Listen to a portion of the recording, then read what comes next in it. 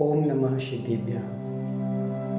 विगत दिनों में हम लोगों ने समझा द मास्टर माइंड, अर्थात अपने माइंड को कैसे हम और तेज बना सकते हैं, कैसे अपनी स्मृतियों को, कैसे अपने माइंड का विकास कर सकते हैं, किस प्रकार से हम स्मरण शक्ति को बढ़ा सकते हैं, अपने शैक्षण को बढ़ा सकते हैं। तो इसको समझने के लिए हम लोगों ने विगत में 2 वीडियो के माध्यम से बहुत कुछ समझा है। आज पुनः उसी चीज को अपन लोग आगे लेकर के बढ़ते हैं। आज हम समझेंगे कि मन और कैसा होता है। तो मन, जैसे अपन ने गाड़ी की समझा था कि गाड़ी के समान होता है। जैसे गाड़ी को एक समय सीमा तक चला सकते हैं, उसके बाद यदि अधिक चलाएंगे तो गर्म हो जाएगी और अपन फिर भी चलाते रहे तो फिर अनेक प्रकार से उस गाड़ी में फाल्टेज हो सकते हैं, बिगाड़ हो सकते हैं, बहुत सारी मशीन डैमेज हो सकती है, बहुत सारे पार्ट्स उसके खराब हो सकते हैं। वैसे ही माइंड को यदि हम बहुत अधिक मेहनत कराएंगे और बीच बीच में रिलीफ, रिलैक्स नहीं देंगे, उस पर आराम नहीं देंगे तो निश्चित तौर से माइंड भी बहुत कुछ पार्ट्स खराब हो जाएंगे। और यदि मेहनत नहीं कराएंगे तो भी खराब हो जाएंगे, अधिक मात्रा में मेहनत कराएंगे तो भी खराब हो जाएंगे। यदि मशीन रखी रहेगी तो भी जंग खा जाती है और बहुत अधिक चलाई जाए तो भी बेकार हो जाती है। इसलिए एक सीमित मात्रा में उसको उपयोग करना चाहिए। वैसे हमें माइंड को निरंतर चलाते रहना चाहिए और बीच बीच में थोड़ा सा विश्राम लेना चाहिए। बहुत सारी चीज़ों का अपन लोगों ने समझा था। आज हम समझेंगे एक माइंड जो होता है, मन जो होता है, मन एक बच्चे के समान होता है। जैसे बच्चा होता है और बच्चे को यदि हम देखें, जैसे बच्चा है, छोटा सा बच्चा है, उसको खेल खिलौने बड़े पसंद आते हैं और यदि विगत काफ़ी दिनों से वो जिन खेल खिलौने से खेल रहा है वे खेल खिलौने बार बार उसे दिए जाते हैं तो फिर उसका मन भर जाता है और वह फिर उसमें रुचि नहीं लेता है, वह फिर उनके साथ में आनंद नहीं ले पाता, खेलता नहीं है, फिर वो रोने लगता है। उन खेल खिलौने में वो इग्नोर कर देता, दूर कर देता, उससे उसको फिर कोई लगाव नहीं रह जाता। वैसे ही यदि उसको फिर दूसरे खिलौने ला करके नए खिलौने दिए जाएं, कोई नई चीज़ को जब देखता है तो उसका मन अट्रैक्ट हो जाता है, खिंचाव हो जाता है, लगाव हो जाता है, उस ओर वो आकर्षित हो जाता है। वैसे ही हमारे मन के साथ में है। यदि हम लोग मन को पुराना पुराना पुराना पुराना देते रहे तो फिर मन अपने आप में ही हताश, उदास, निराशा रहने लगता है और वह क्रिया करती हुई भी उसमें उत्साहित नहीं रहता है, उसको कोई उमंग नहीं रहती है, प्रफुल्लता नहीं रहती, उस चीज़ को करने में आनंद महसूस नहीं होता है। पर यदि हम उस चीज़ को नए रूप में दे दें या कोई नई वस्तु उसके सामने प्रस्तुत करें तो मन अपने आप में उसकी ओर आकर्षित होता है, अटैचमेंट हो जाता है। अब मान लीजिए, उदाहरण के लिए एग्जाम्पल के तौर पर समझ लेते हैं। जैसे मान लीजिए हम लोग यदि भोजन में वही दाल चावल रोटी खाते हैं डेली तो मन अपने आप में फिर उसके प्रति उदासीन सा होने लगता है, ज़्यादा आकर्षित सा नहीं रहता है, इतने रुचिवर्धक भोजन रुचिपूर्वक नहीं करता है। पर यदि मान लीजिए कभी नया भोजन मिलता है, कभी गुलाब जामुन मिलते हैं, कभी पेड़े मिलते हैं, कभी और नए नए पकवान मिलते हैं, जिस दिन नए पकवान या नई वस्तु मिलती है उस दिन मन बड़ा आकर्षित हो जाता है, खाने के लिए और तत्पर होता है, जल्दी से उसको प्रफुल्ल खाने की इच्छा रहती है, अंदर से उत्साहित रहता है।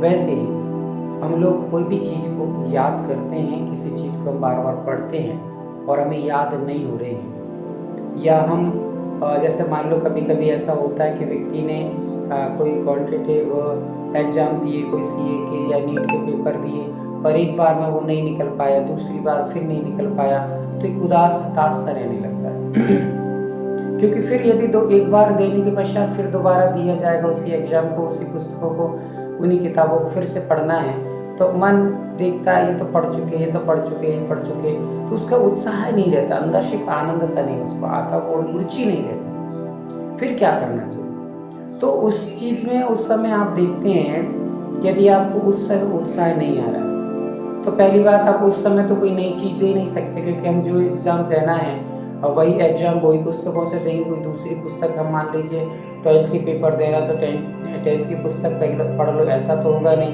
या 10th के एग्ज़ाम देना है तो 12th की पुस्तकें पढ़ लें, ऐसा तो कुछ होगा, नया नहीं दे सकते। तो उस समय हमें पुरानी वस्तु को वो नई तरीके से परोसने का प्रयास करना।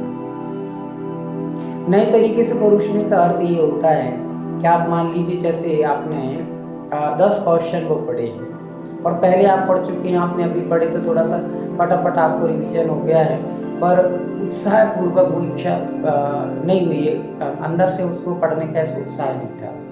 तो उस समय आप उन 10 क्वेश्चनों को उल्टी क्रम में दोहराइए। इससे आपकी स्मृति बड़ी तेज होगी, आपका बुद्धि का विकास होगा, माइंड पावरफुल होगा। आप वो 10 क्वेश्चन जो आपने सीधी सीधी क्रम में रट के रखे हैं उनको उल्टी क्रम में पढ़िएगा। जैसे मान लीजिए आप 10 तक गिनती पढ़ेंगे तो 1 2 3 4 5 6 7 8 9 10 ऐसे पढ़ते चले जाएंगे। पर आप यदि उसी को उल्टी क्रम में पढ़ेंगे तो माइंड को बहुत उसमें फोकस करना पड़ेगा। किसी भी चीज़ को हम जिस चीज़ को रेगुलर ही कर रहे हैं उस चीज़ में माइंड को इतना ज़्यादा लगना या उसमें फोकस करने की आवश्यकता नहीं पड़ती है, और उस चीज़ को आप उल्टा दोहराएंगे तो बहुत आपको दिक्कत होगी। किसी गाने को आपने पढ़ा, किसी भजन को आपने पढ़ा, भजन की जो पंक्तियाँ सीधी सीधी क्रम में पढ़ते चले गए, पर ये उसी भजन को या उसी गाने को, उसी सॉन्ग को यदि आप उल्टे क्रम में पढ़ेंगे तो आपको काफ़ी कुछ फोकस करना पड़ेगा, सोच सोच के एक चीज़ को पढ़ना पड़ेगा। तो वैसे ही आप सीधी सीधी क्रम में आपने जैसे रट लिया है, पर आप ये समझ के चलिए याद करना और रटना बहुत दोनों में अंतर है। रटना मतलब कि आपने सीधे सीधे जो जो था वैसा पढ़ के चले गए, 1 2 3 4 5 6 7 8 9 10 आपने फटाफट पढ़ ली। पर अब आप इसी 10 को उल्टा पढ़ेंगे तो आपको थोड़ा सा माइंड और तेज करना पड़ेगा, आपको फोकस करना पड़ेगा, सोचना पड़ेगा कि 10 9 8 7 6 5 4 3 2 1 ऐसे कितना टाइम लगा। यदि आप 1 2 3 4 5 6 7 8 9 10 पढ़ते चले गए तो आपको चंद समय लगा, और आपने उल्टे क्रम में पढ़ा तो आपको सोचना पड़ रहा है कि कहीं भूल नहीं जाऊँ। तो आप याद करना वही कहलाता है जिसमें आपने मान लीजिए जिस चीज़ को याद किया है तो उस चीज़ को उल्टा सीधा ऊपर से नीचे से दाएं से बाएं से कहीं से भी पूछ लिया जाए तो तुरंत आप उस चीज़ को बता सकते हैं। मान लीजिए कि कोई सॉन्ग आपने याद किया है मान लीजिए, और यह 10 क्वेश्चन आपने याद किए हैं, और 10 क्वेश्चन में से किसी ने पूछ लिया कि 5वें नंबर का क्वेश्चन बताइए, तो उस समय आपको याद नहीं रहेगा क्योंकि आपने सीधे सीधे मात्र क्वेश्चन आंसर याद कर लिए हैं और सीधे रट लिए। पर आप यदि उल्टा सीधा दाएं बाएं से कैसे भी याद कर लेते हैं तो फिर आपको कोई भी क्वेश्चन आंसर बताने में आपको किसी प्रकार की दिक्कत नहीं रहेगी। तो आप सबसे पहले आप उस चीज़ को उल्टी क्रम में भी पढ़ने का प्रयास करें। जैसे अपन लोगों ने गिनतियों को पढ़ा वैसे ही आप लोग क्रम से उल्टे क्वेश्चन आंसर को भी पढ़ें, कभी बीच में से पढ़ें, कभी फिर आप जैसे पहला पढ़ा फिर 10वां पढ़ा फिर दूसरा पढ़ा फिर 9वां पढ़ा फिर हमने तीसरा पढ़ा फिर 8वां पढ़ा फिर चौथा पढ़ा फिर हमने 7वां पढ़ा फिर 5वां पढ़ा फिर हमने 6वां पढ़ा फिर चौथा पढ़ा। ऐसे करके उल्टा सीधा दाएं बाएं घुमा करके आप माइंड को यदि एक नई चीज़ देंगे, कोई पुरानी चीज़ को नई तरीके से परोसेंगे तो मन अपने आप में बहुत अच्छा चेंजेस दिखेगा, आपको मन प्रसन्न रहेगा और मन को काफ़ी समय लगाना पड़ेगा जिससे आपका माइंड पावरफुल होगा। और आपको लक्ष्य बना के करना है कि हमको करना ही है ऐसा, तब तो आप करेंगे। यदि उसमें आप उदास हताश से करेंगे तो शायद आपकी स्मृतियाँ पुनः कमज़ोर होती चली जाएंगी। आपको उत्साहपूर्वक इस कार्य को करना है। जैसे जैन आगम में नमोकार मंत्र है, नमोकार मंत्र को हम लोग सीधा पढ़ लेते हैं, नमो अरियंताण नमो सिद्धाण नमो आर्यण नमो विचरण नमो नो शब्दशावनम। इस चीज़ को बचपन से हम पढ़ते आ रहे हैं तो आराम से पढ़ लेते हैं, पर यदि इसी चीज़ को हम उल्टी क्रम में पढ़ें, नमो लो शब्दशावनम नमो ओवचरण नमो आर्यणम नमो सिद्धाण नमो अरियंताण, तो इसमें आपको काफ़ी फोकस करना पड़ेगा। और जैसे जैसे मन को फोकस किया जाता है, लगाया जाता है, उससे तेज दिमाग होता है, ये अपन को ध्यान रखना है। उसी से पावर बढ़ता है, उसी से हमारा माइंड पावरफुल होता है। तो इसी क्रम से आप जैसे अशी औषा 5 अंक हैं, आ सी आ ऊषा, इसमें 5 अंक हैं, पर इन 5 अंकों को यदि उल्टा पढ़ा जाए तो काफ़ी टाइम लगेगा। आ सी आ ऊषा ये एक नमोकार मंत्र का छोटा रूप है, तो उसी को यदि हम लोग उल्टे क्रम में पढ़ते हैं तो सा ऊ आ सी आ, इसमें आपको काफ़ी फोकस करना पड़ेगा। तो ऐसे करके आप उल्टे सीधे क्रम में पढ़ेंगे, इसमें कोई भी दोष नहीं है।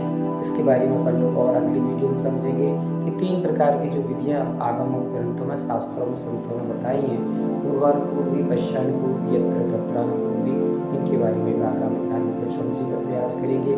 आज इसको ही आप इतना समझ लीजिए कि अपने मन को नए तरीके से परोसने का प्रयास कीजिए, नया परोसने का प्रयास कीजिए, तो निश्चित तौर से हमारा मन उस चीज़ पर फोकस करता है, उसमें लगता है। तो आप इस कार्य को करेंगे और अपने मन का, अपनी बुद्धि का विकास करके निश्चित तौर से महान व्यक्तित्व के धनी, महान आदर्श के धनी और आप स्मरण शक्ति में अग्रणी पंक्ति में रहें, ऐसा मेरी भावना है।